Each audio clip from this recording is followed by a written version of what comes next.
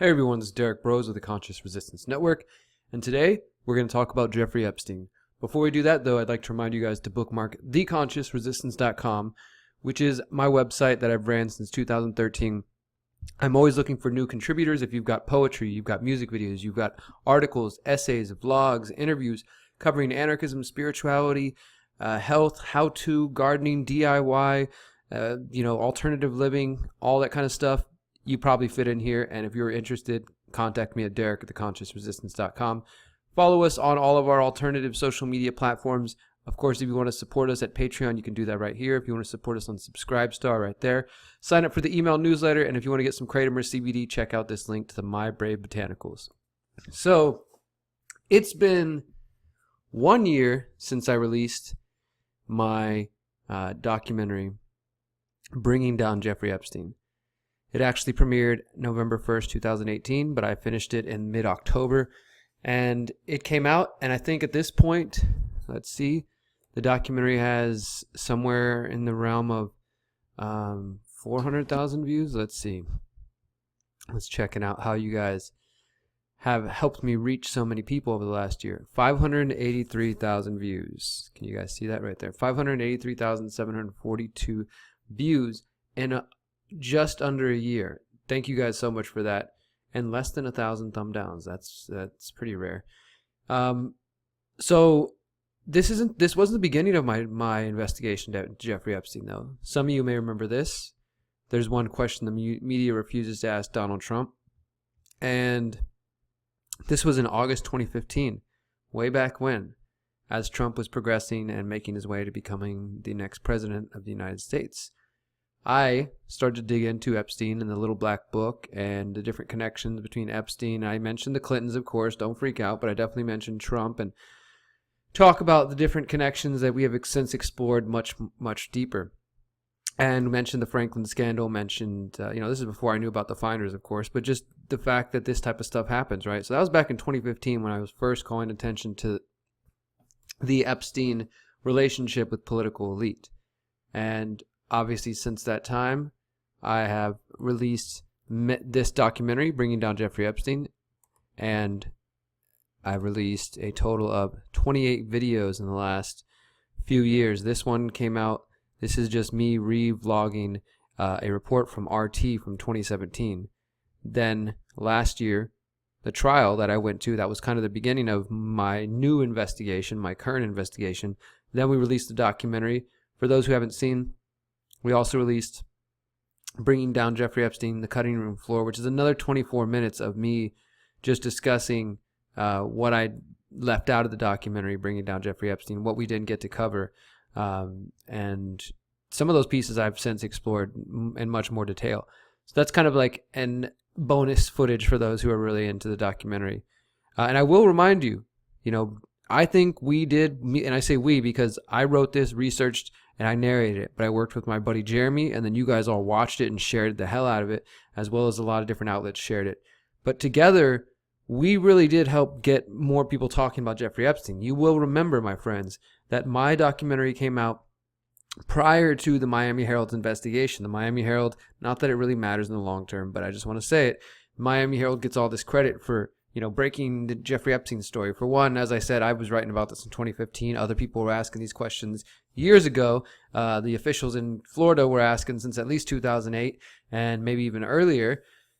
So the Miami Herald gets the credit, though, for, kind of bringing it into the mainstream in November 2018 with their series on Jeffrey Epstein, their 3-part series. But my documentary came out first. I just want to say that. So I think that we both played a role in getting people, as well as many, many other people. But it just feels nice to kind of be ahead of the curve a little bit. And as I said, I went to the trial. We released this documentary. And then, wow, actual journalism. This is the day that the Miami Herald released their piece on Jeffrey Epstein. So you can see I was already covering the trial. I was already releasing the documentary. Then I went to the trial. Here's the press conference from the trial. This is where I interviewed attorney Bradley Edwards, which in the days since Jeffrey Epstein has become a household name, this interview became really important to people because Bradley Edwards said that Donald Trump, was one of the only people that responded to his subpoenas and, helped him get information. I don't think that exonerates Trump and means he's completely innocent, but it does show you that according to that lawyer, he worked with him on trying to go after Epstein. Now, as far as the claim that Trump kicked Epstein out of Mar-a-Lago, I did ask him about that in the interview, and the attorney representing the women, the victims of Jeffrey Epstein, himself said he traced that back and he couldn't find it to be, totally truthful either. So people still repeating that claim even though there's no evidence. I also interviewed researcher Wayne Madsen at that same event talking about Trump's connection to Epstein, and you can read that. Then, as I've done in different videos, we did this kind of reviewing the claims. I keep hearing people, of course, say Trump banned Epstein from Mar-a-Lago. So we did part 1 of that, exploring that idea. We looked at the Epstein, the Dershowitz, and the Spacey connection, talking about how the DOJ said they were going to start investigating Epstein. We looked at, and I'll say, prior to most people, we were looking at the evidence for Jeffrey Epstein's Mossad connection, including Leslie Wexner. Then federal judge rules that prosecutors broke the law in the Epstein case. Of course, that didn't lead anywhere, but they said that. And arguments against Epstein were happening back in March. So this is why I kept up with it. Before people were paying attention to it, prior to his arrest, I was one of the few people keeping up with the ongoing news and letting you know that something was afoot. And new evidence connecting Jeffrey Epstein to Les Wexner explored that connection even deeper. News about Jeffrey Epstein building on a new island. Court orders the release of pages of Epstein documents. And then Epstein arrested and charged with sex trafficking, of course. Then I did another video diving deep into the Epstein-Trump connection. Then the mainstream even admitting Epstein's intelligence connections. More information about Epstein's pedophile island. Did Trump ban Epstein from Mar-a-Lago number 2? Looking even deeper to that. Then some of you know that I got the transcript for one of the court hearings where the victims of Epstein had a chance to speak out after his alleged suicide. And then we talked about zeroing in on the co-conspirators, the people who are still out there who haven't been charged, including Maxwell, Jean-Luc Brunel, all the various women, and probably Dershowitz and other people like that. Will the courts redact the Epstein files? Yes, is the answer.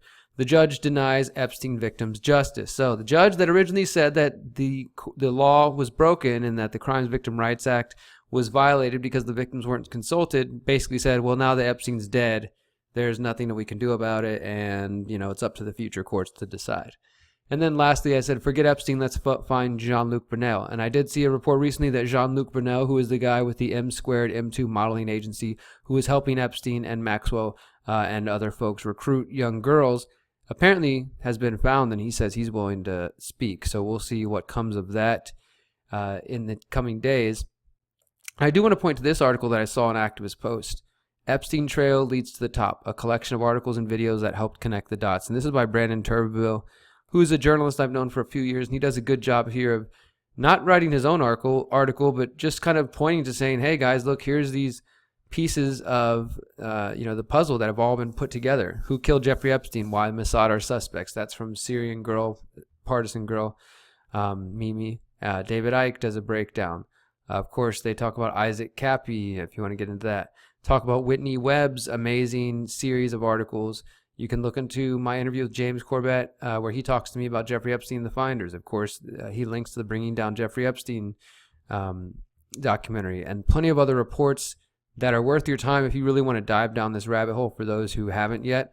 And I know there are people out like, Amazing Polly and others who have done some deep dives. Of course, Jason Burmis. And I think some are better than others. I know that Jason's done a good job. And there's a huge web to this, and I have all those articles from Whitney. I think Whitney has done the best written work on this topic because she's gone deep for the written format. Some people aren't going to read articles, though, so people like myself break them down into videos. But that's where things have been now for the last year. I visited Epstein's house last year, and now that it's almost 1 year since my documentary's come out, as I've said in recent videos, I'm going to be releasing a part 2 of that documentary. I don't know about the title yet, but it's going to be basically catching people up on all the details we know now. What I knew then, covering Epstein's arrest and his alleged death, and then looking deeper into the puzzle, the web of people around Epstein, and just how deep it really goes. So stay tuned for that in the coming months. I imagine that'll come early 2020, more than likely, because I'm also working on a 5G documentary. I'm also trying to produce a book, and then, finish running for mayor. So it's been kind of interesting, doing all this work at once, but I'm glad that I've been able to be one of the many people out there trying to keep people talking about Epstein and digging deeper, because I do think even if Epstein himself is just a bit player, and I think that's part of the puzzle, the network that he's connected to, obviously we can see he's connected to intelligence, to science, to politicians, to celebrities, and those people connect to intelligence agencies, particularly the Mossad, and as well as other important and influential people. This is the web. This is, if there was an Illuminati or whatever word you want to use, or the shadow government, this is definitely a part of that puzzle. So thank you all for supporting my efforts and supporting the documentaries and for helping me get to nearly 600,000 views on that documentary. I think it's going to keep growing. It's kind of a timeless topic, and people continue to search for Epstein and they continue to see it. So thanks to everybody who has watched that, shared it. And again, if you haven't seen the Bringing Down Jeffrey Epstein Cutting Room Floor, check that out. And I will also include the link to this article here, the collection of articles and videos, in the description below. And I'll throw in a link to this one in case you never read my There's One Question the Media Refuses to Ask Donald Trump. And that's it, guys. Check out the full Jeffrey Epstein investigation playlist on the YouTube channel. All the videos are also on our website, The Conscious Resistance. And until next time, remember, you are powerful, you are beautiful, and you are free. Peace.